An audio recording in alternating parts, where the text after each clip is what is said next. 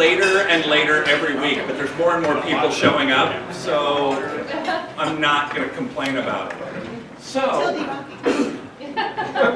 no, then you're going to complain about it. No. Well, No, we don't complain. or you're going to make fun of me about it.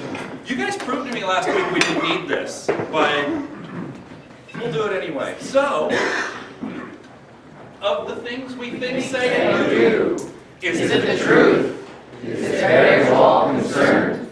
Will it build goodwill and better friendships? Will it be beneficial to all concerned? All right. Please find a place.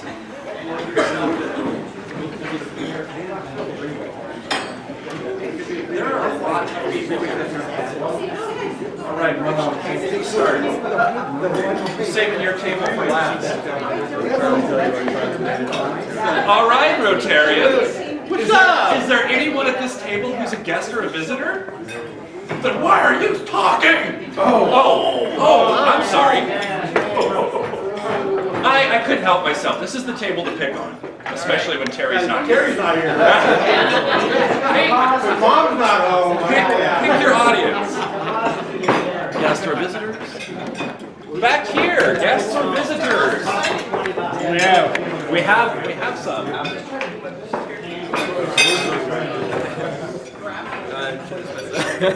Speak up. Speak up. I'm Kenneth. I'm from Last Coast Rotaract. I'm one of the membership chairs. All right. Excellent. Hello. Thank you.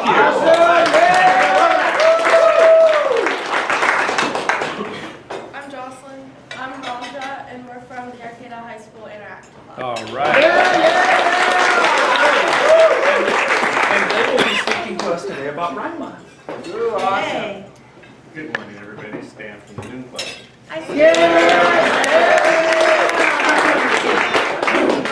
Nope, nobody. We have our speaker. Hi everybody, my name is Elissa Verdillo. I'm from Cacao Cocoon Chocolate, and I'll be speaking about our business today. Elissa's daughter, Solstice. And then came this table for last because you want right here. Here's your chance. Come on there. Your chance. He picked out this shirt because all you guys are party animals. Do me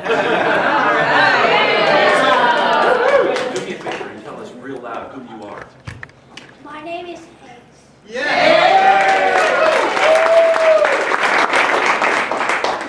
Thank you, everybody.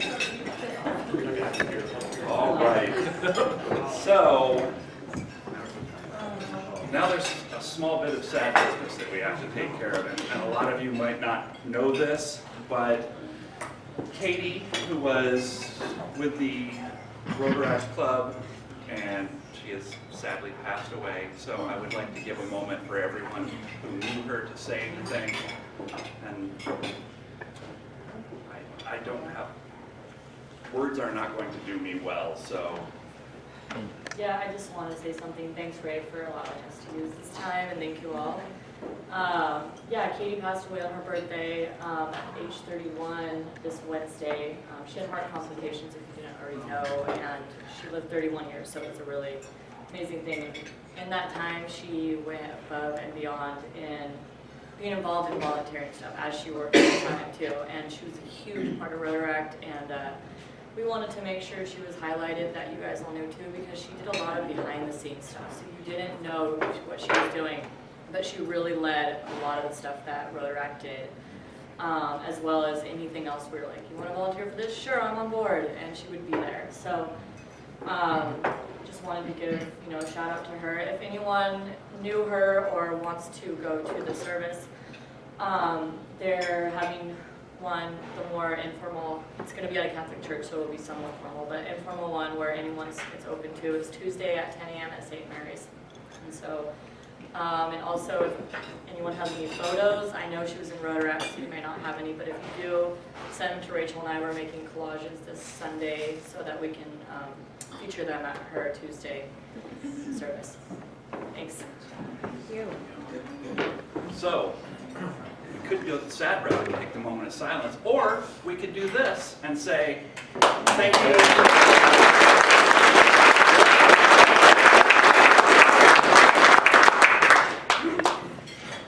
Announcements. All right.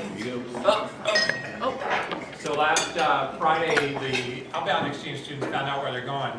And I got to tell you that Julia will come and tell you where she's going. Well, wait a minute. Next week, we have a question though. Did you know? No, I did not. It was really cool. For the first time in 8 years, I didn't know where they were going. Nice. Okay. Fair then. All right. I have a slide for you. Oh, you do? Okay, I'll wait. You can announce something.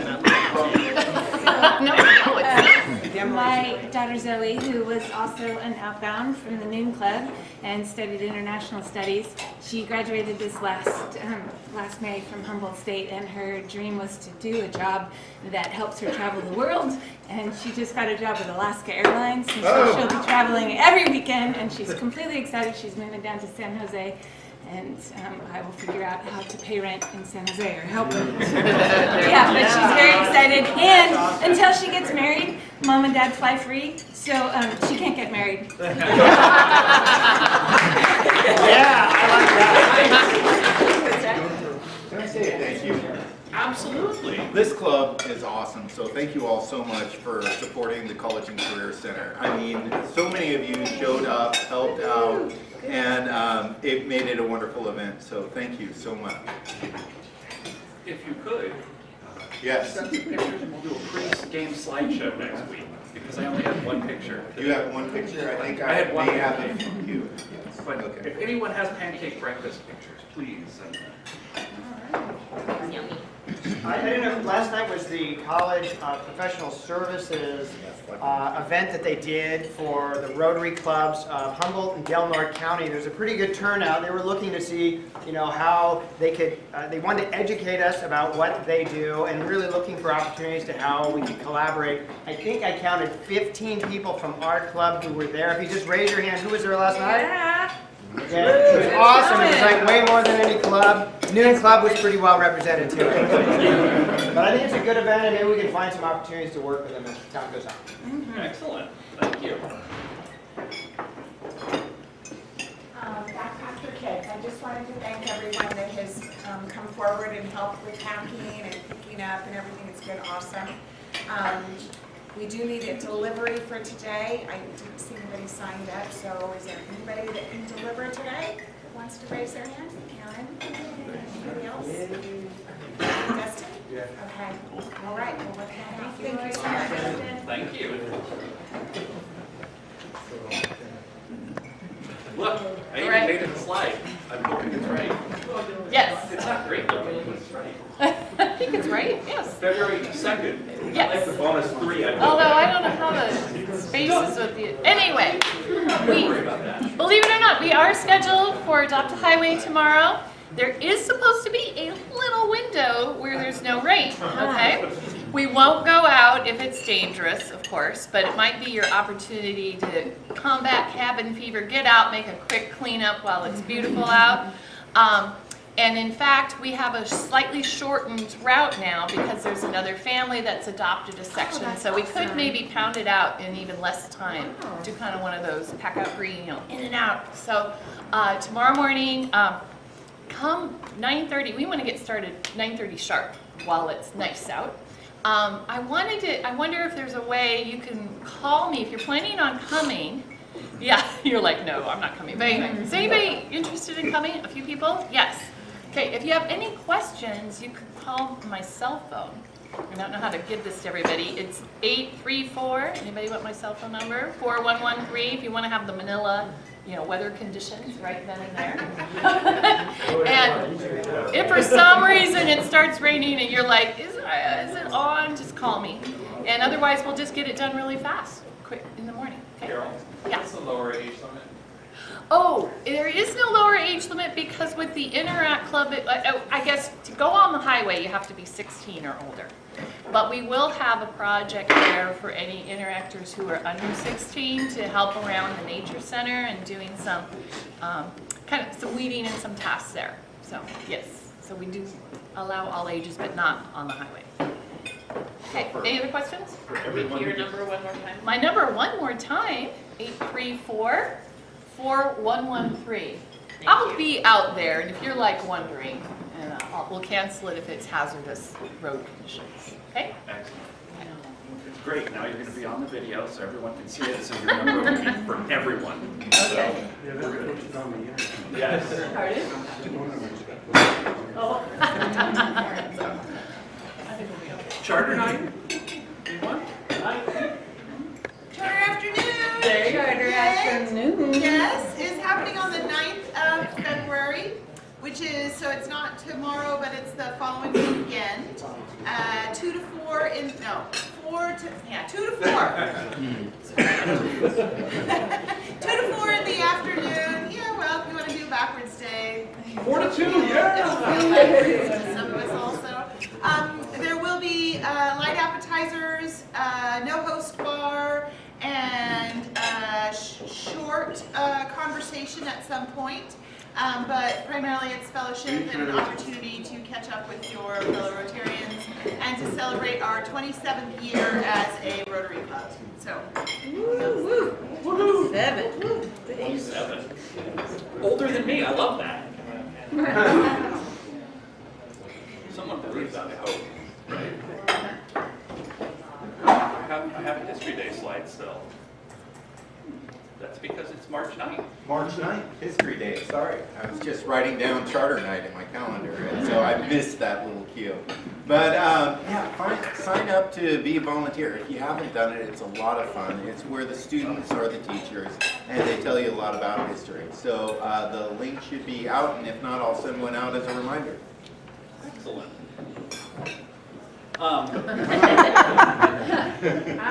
I've decided to start putting this in because it's fun, because Finn always shows up with his thumb drive. And his thumb drive, and it's not fair to say this way, but his thumb drive is diseased and broken. Every time I plug it into this machine, it crashes. So, I'm putting an insert Finn here slide. He, if he doesn't give it to me before, doesn't get to put it in, so he has to stand up here and hold his thumb drive up in front of the screen. He's not here though, so I'm kind of sad about that.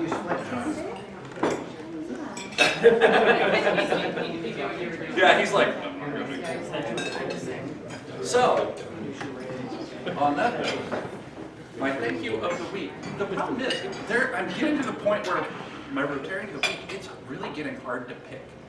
But this week I'm going to kind of change it, and I'm going to give it to someone who's not technically a Rotarian. So, they're a Rotarian though, because they're in Rotaract. So I'm wondering if they can figure out who they might be. So we can actually call this a bride, Sophie, because this is for Rotarians, and I know you're going to be one, right? Right? With this club? Yes. Absolutely. Okay, so thank you all. I actually just wanted to say thank you all for helping with dictionaries this week. It went really well, and the kids were all happy and educated. So thank you.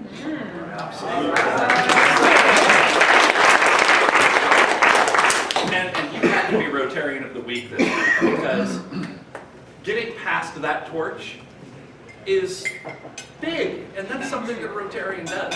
So, yeah, and I mean, he definitely supports you for that. So yes, thank you. All right. If you would like to come on up, I'll pass this to you.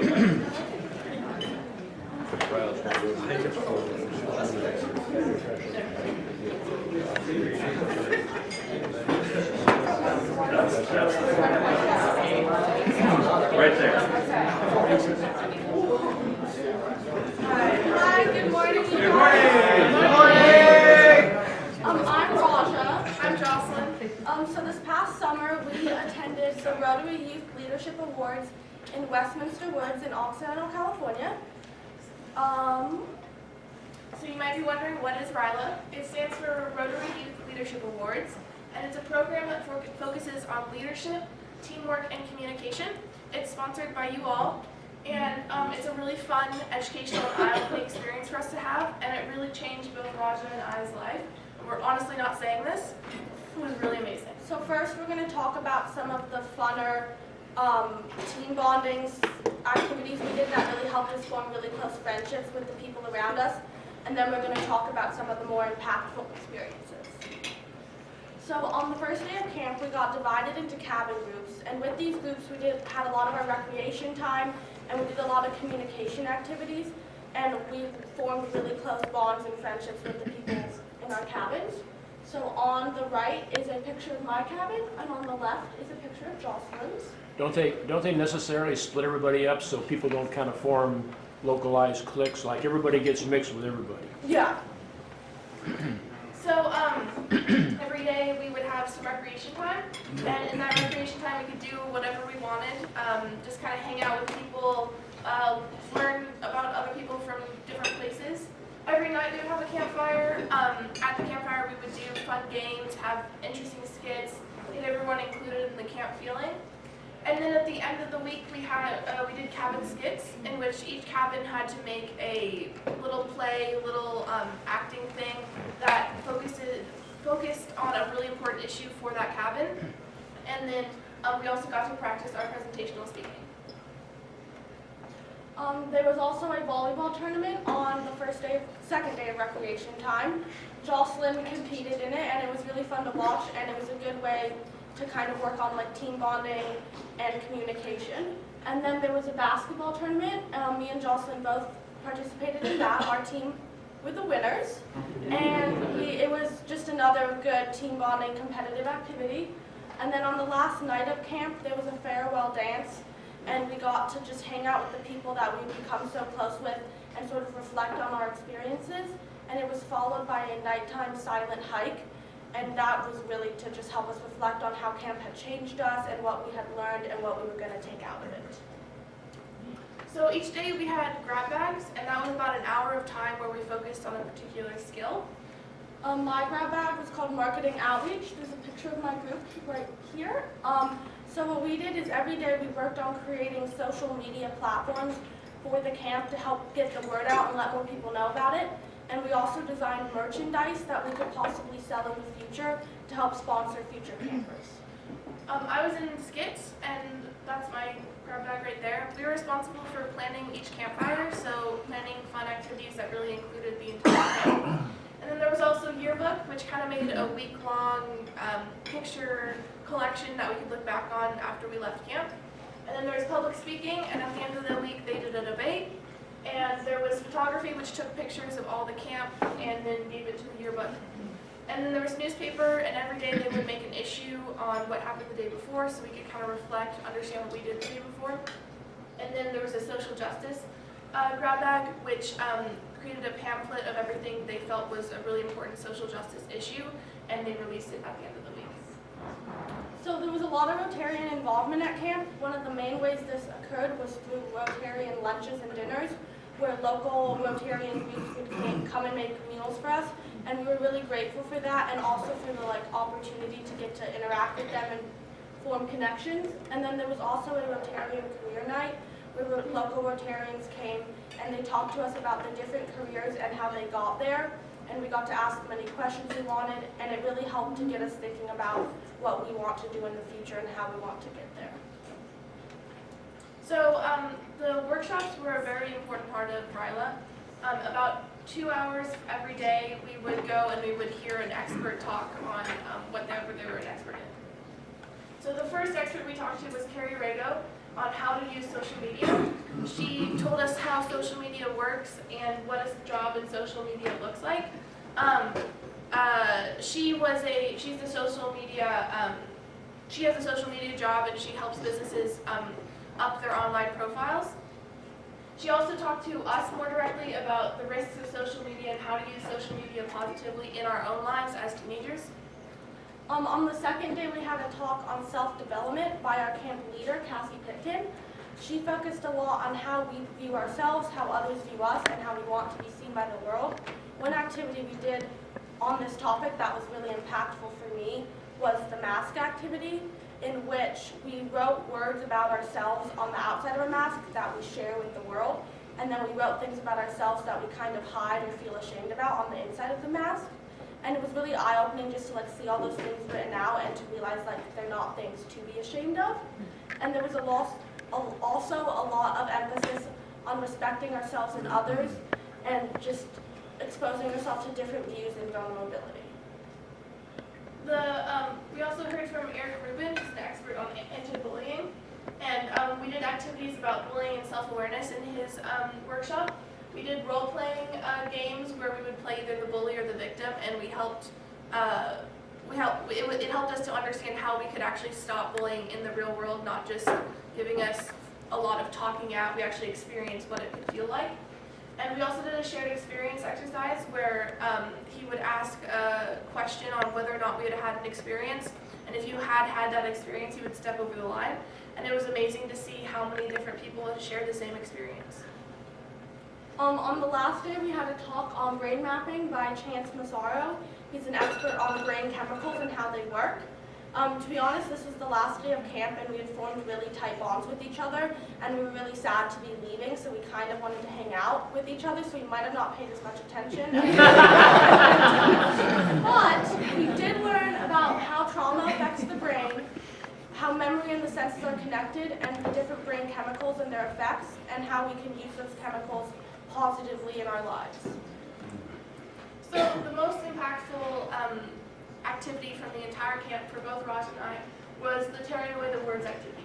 So in this activity, derogatory terms were written on slips of paper and then put on a bulletin board. And then campers who then if they felt comfortable could go up and choose a term they had been associated with or had a painful memory connected to. And then they would share those stories. And oftentimes would cry. It was a really emotional experience. And then they would tear those words to symbolically let that word go and those memories go. So both Jocelyn and I shared. The word I chose was bully, and I talked about how in middle school I was bullied a lot by a group of people who I thought were my close friends, and how when they would pick on someone else and kind of bully someone else, I would join in as like a defense mechanism, and then I tore that word to kind of let that part of me go and like forgive myself for doing that. And I chose the word loner because when I was in 8th grade, I got pretty sick and got very isolated, and I lost a lot of the friends that I had. And so I got into a not very good mind space, and so I tore the word loser to let go of that. So what did we learn at RILA? First of all, we learned about ourselves and the experiences of others and how those experiences help form who we are. And we also learned a lot about empathy and understanding and why those are important to be a leader. We learned that to be a leader, you don't just have to be strong and tell people what to do, but you also have to have understanding and be able to empathize with people and what they've gone through and understand their specific skill sets.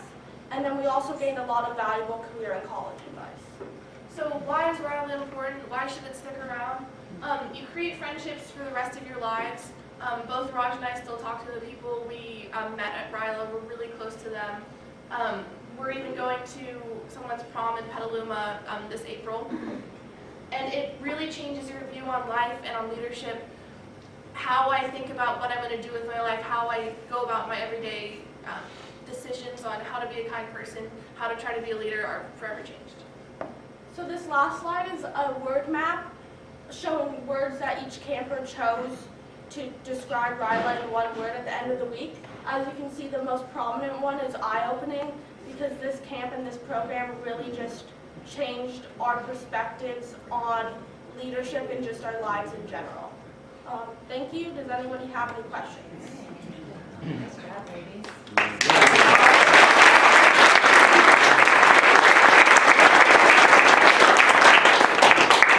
For just one moment. But before you even do that, how many people have been involved in any way with RILA? I got my first email at Camp RILA. I still use it. That's all. I have a question. You two have a great presentation on this. Are you sharing that with your classmates, or have you put it out to the school, or? We did a slightly different presentation that was less informative to our Interact Club.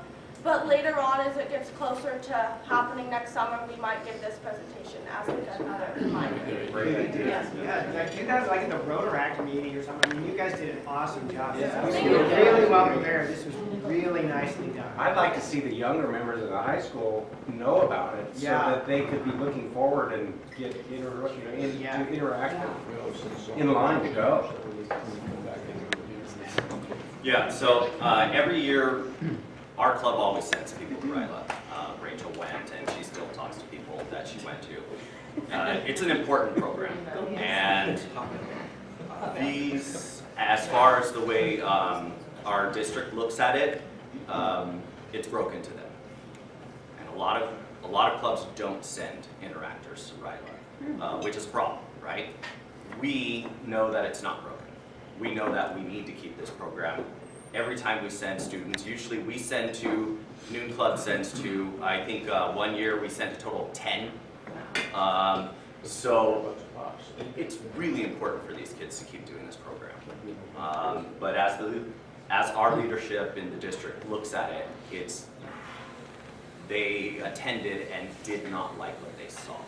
However, I think that they were not looking at it through the eyes of a high schooler, which is how you connect a little differently, which is why their presentation was a little different, less informative, more of showing the interaction. But like they said, as the time goes on, we will give them a more informative. It's just really hard to explain what Rairaja is unless you go, which is exact words that they tell us every single year when they get off the bus. They also say it changes their life. So we know that it's important. Lisa, did you? So I just wanted to say maybe they should do the same presentation at the district conference. Yeah.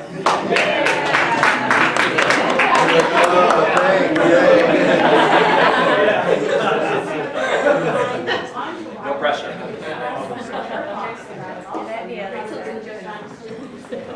Take up some photos. Yeah. So just keep that in mind. That's what our district is looking at, discontinuing Rairaja and revamping it. Right now, it's a week long. That's perfect for students to get to know each other throughout the district, and then they go and start Rotaract clubs. The district would like to cut it to 3 days, be more efficient. That's not enough time for kids to get to know each other and to build bonds. Brief chatting at our table, our club could support your going to the district conference. Giving. Well, you gotta get on the program. Thank you. You already done it. Shouldn't be. I like how Brian's like, what? But this is why we wanted to share this, because I wanted everybody to be on the same page. Stan and I have been working really hard to get Rairaja, along with other people who are working with Interact throughout our district, who know how important Rairaja is. But like I said, we don't get to go over there and share in the feeding of the students because we're just too far. So the Southern clubs have to do that. And a lot of times it may be a burden to them, I'm not sure. But we know it's important. Well, I mean, even just talking to, you mentioned the people who go and help feed us. Honestly, all of the people I talked to had been going for 50 years. They loved it. It was like, a lot of them, they don't get out of the house that much. That was their, thing, you know? And, I don't know. It's cool. So I think as a club, because we're so active with Interact and Rotaract, I think as a club we need to understand that this is a program that we need to stand by. Why couldn't we look at helping with one business? We can. We would just have to travel down there for the day. We could, yeah. But the interaction is the Rotarians in it. That's why we go. Yeah, we can definitely. Sorry, did you have a question? Yes. So as a mother of a preteen, I just want to comment and say that I really appreciated this presentation from you ladies and how valuable the skills that you learned and talked about are in these days, especially. So I commend you on taking that stand and going and learning and being open, because we need more women like you in this world.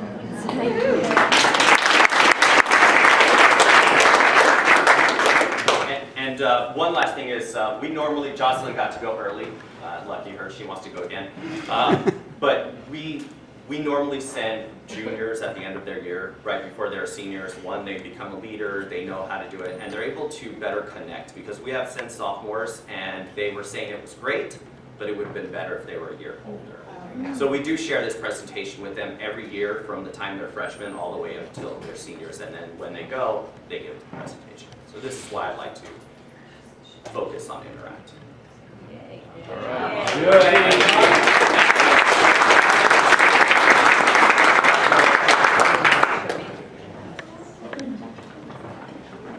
All right. Karen, if you will introduce, I will get this ready.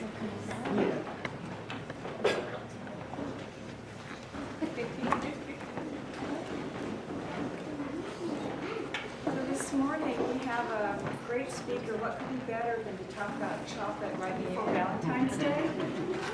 And so we have Elissa Verdillo from Cacao Cocoon Chocolate.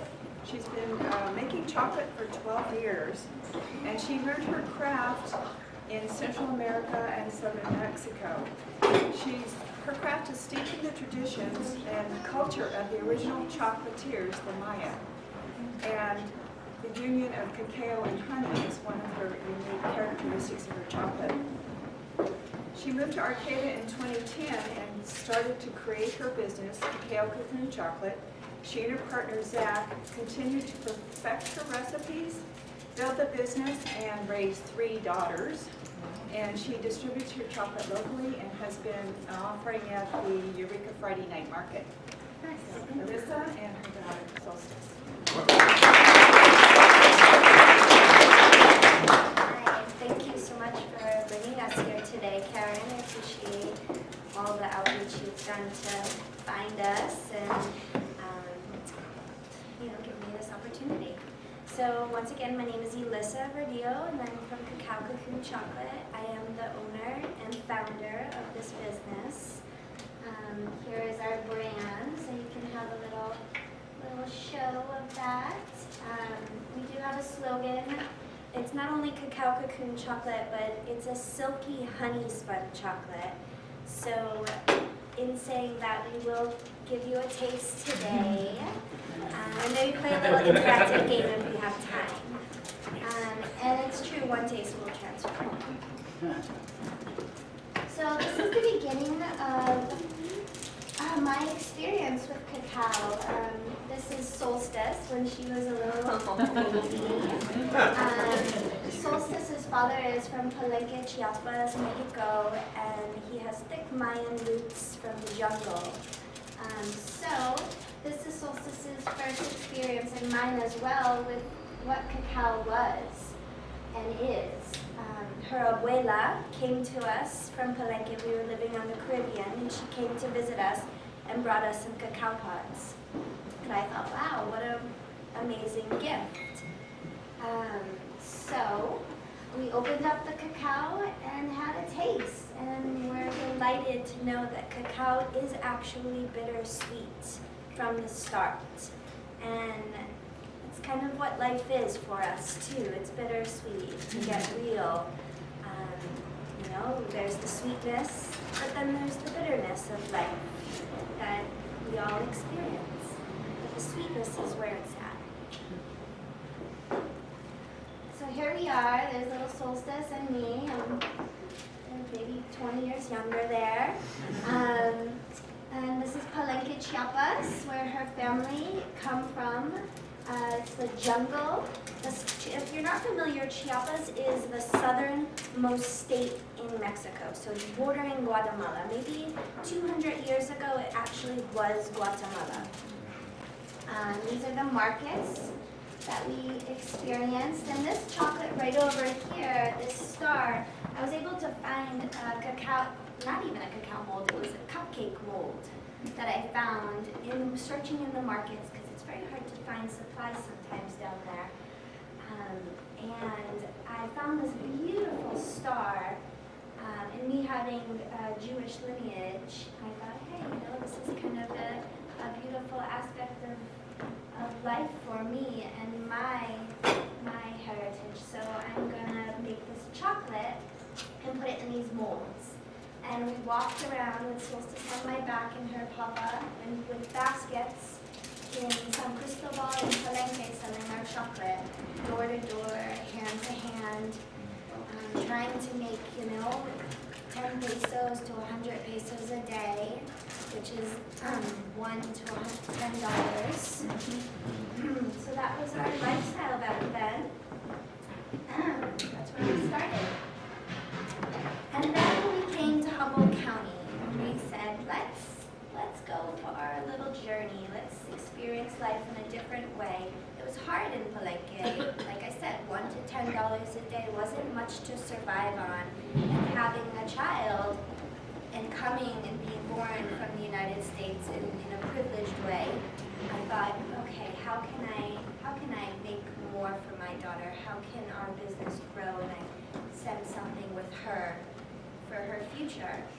So we came here and we became friends with the most kindest community members y'all are. Amazing. And started having some fun. And I actually started by investing in a cleaning company. I started cleaning people's houses and saving money here and there and putting it aside, and then invested in hundreds of pounds of cacao.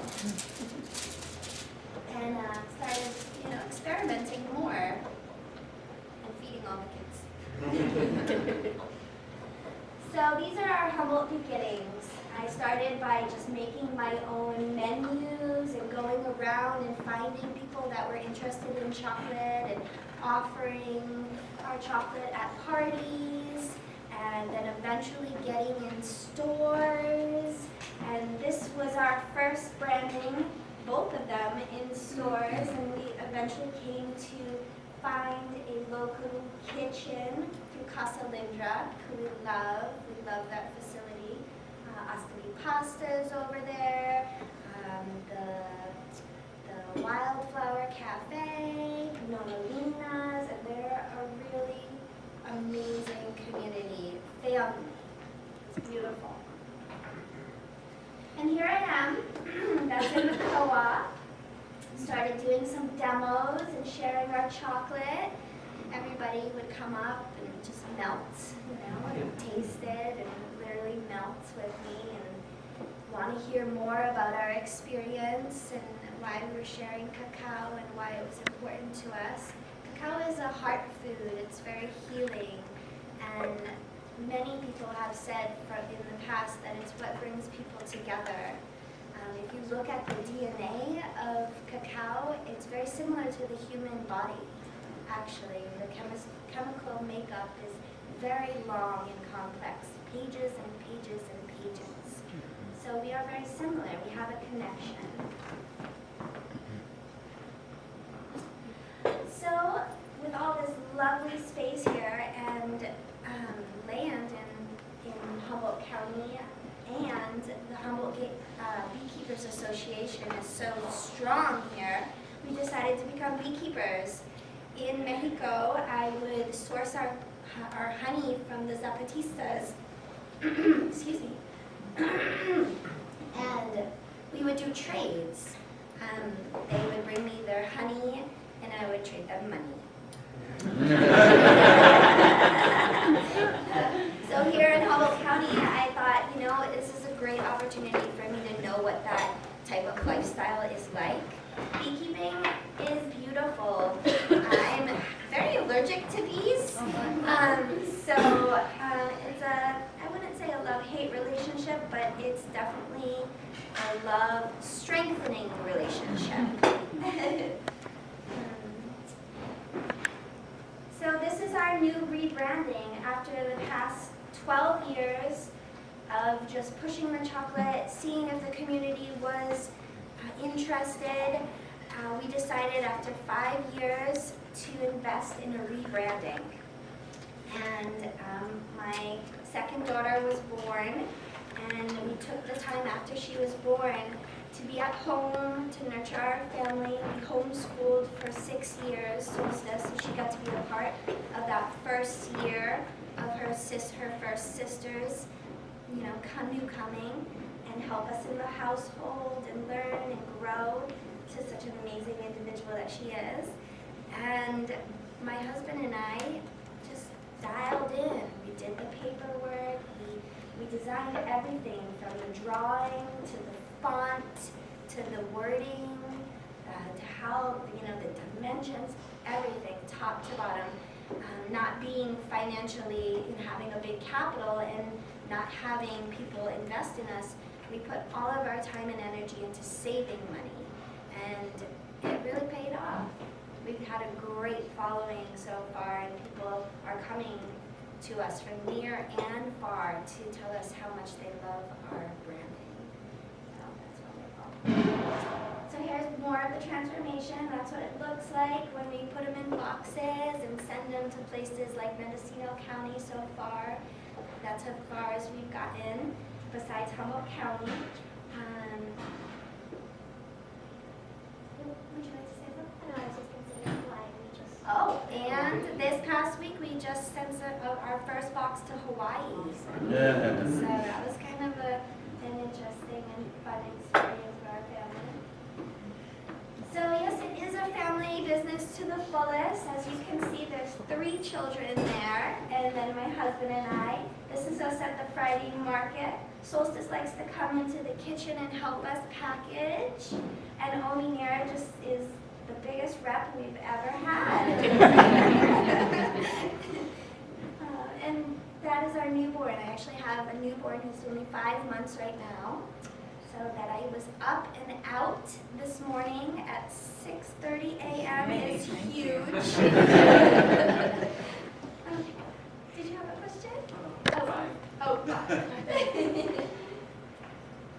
And the Friday market, I don't know if you've experienced that, but that's going to start running again in June. It's been amazing for our business. We work with the Humboldt Tourism Center and the Humboldt Maid Foundation, which has been absolutely fantastic in helping us. We are headed to Expo West next month, which is a huge buyer's tour. So I can't say, I have so much to say about Humboldt Maid, and I'm really happy that they're here. Our vision for the future, so when I first came to Humboldt County, I was on the beach doing yoga, enjoying life, playing with my daughter, and now I seem to do a lot less of that, which is not such a bad thing, so I get my stretches in here and there, but I would like to move forward and go backward in saying that I would like to send more chocolate out to the world, and I really am hoping for Expo West to find some new buyers and our local community members, stores, and keep pumping out the chocolate.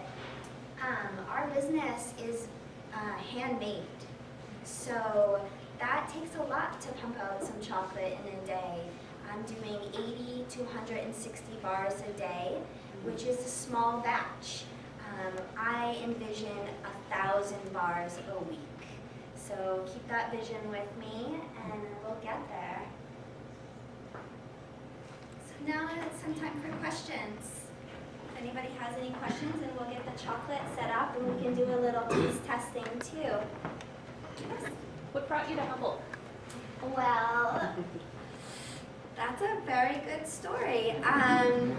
When I was younger, I had a school bus, and I was from the East Coast, and I traveled through Canada and went all the way across country and ended up coming down into California, and I went to Mount Shasta, actually, and fell in love with Mount Shasta. And then I had some friends that brought me over here, and I said, wow, I'm from the East Coast. This is, the ocean is right here, but you also have the mountains and the rivers and these amazing trees. And I just fell in love with the majestic part of Humboldt County, the nature, the magic, and then also the resources. It's everything. I've been to so many places in North America, and this place is special. This is a very special place. So I don't know how many of you know, but Cohen participated at Taste the Holidays this year for the first time.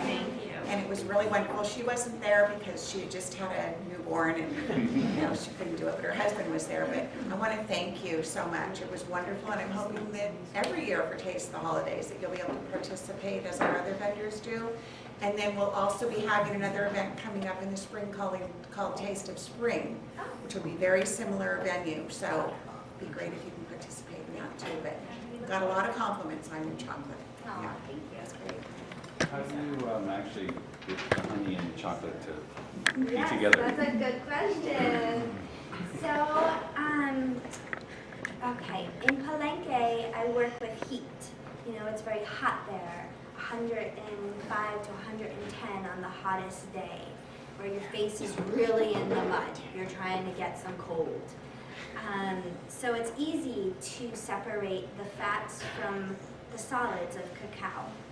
And the honey is very, very, very liquidy there. It doesn't get cold and solid like it does here.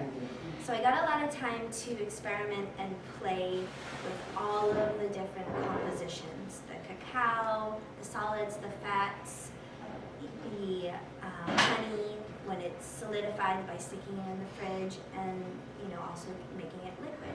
A lot of people say if you go on the internet or you talk to somebody, you can't mix liquids with solids. They won't bind. Well, I said that's not true. I'm a big believer in proving people wrong.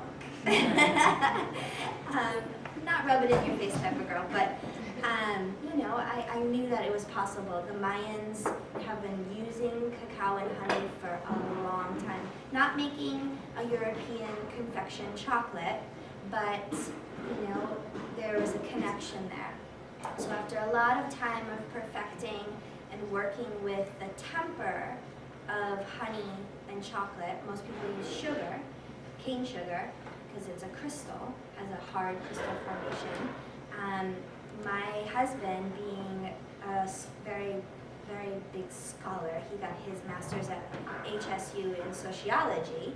You would think, business or food or something. Is kind of a scientist, and he got in the kitchen with me, and he said, "We're gonna do this. We're gonna make this happen." And to be honest, it's kind of the secret of our chocolate. It's something that we've spun together, literally spun together to create a hard substance. And some people say it's magical, that it's not easy to do. Go home, get some chocolate ingredients, get some honey, and try it. You'll see. It takes a lot of time and dedication and trust, and also, if it does go wrong, you can't give up. You gotta go back to it again. Maybe I didn't answer your question completely, but it's not actually something that I can.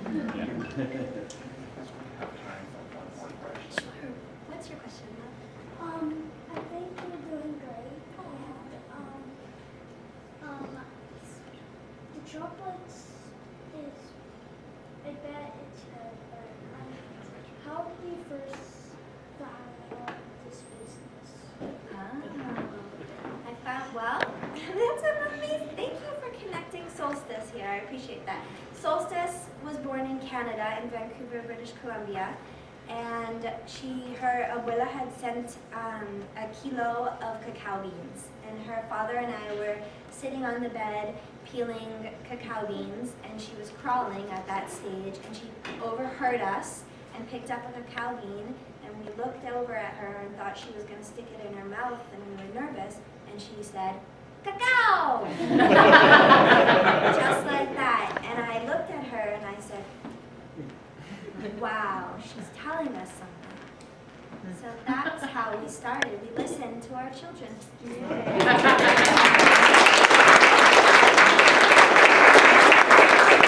know you have a little bit more, but we're going to do a couple things real quick. So, one, because you spoke for us, we gave you a donation to the Wheelchair Foundation.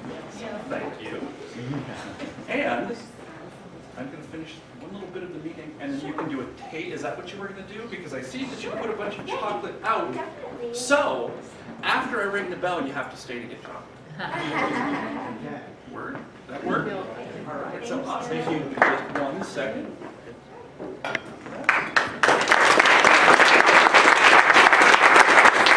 All right. Raffle. While you're getting that out, I forgot an announcement. My uncle coordinates a Andre Wagner Peace Trust, and they do great things in the community. But they have a little building that's right by Wildflower Cafe that is a commercial. It would be a great office. So if you know of anyone, they just are losing their renter, I volunteered to try and find a renter. So if you know anyone, right now it's a law office. If you know anyone who's looking for office space in Arcata, it's a really cute little house on the corner of 16th and F. So if you know anyone, please let me know who might be looking for a place to rent in Arcata. All right. Okay. So thank you for drawing those tickets for us, ladies, and for leaving. I actually did a change this week. We have 3 Rotarians of the week. They both got added as Rotarians of the week.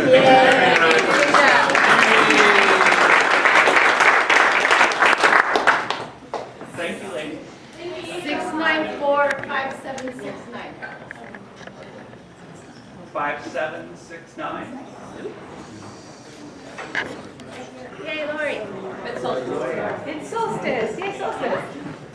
We have all of these for the ball. Okay.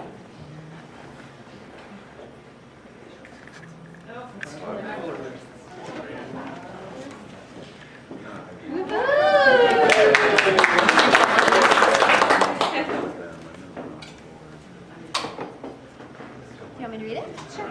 Okay, it's 6945741.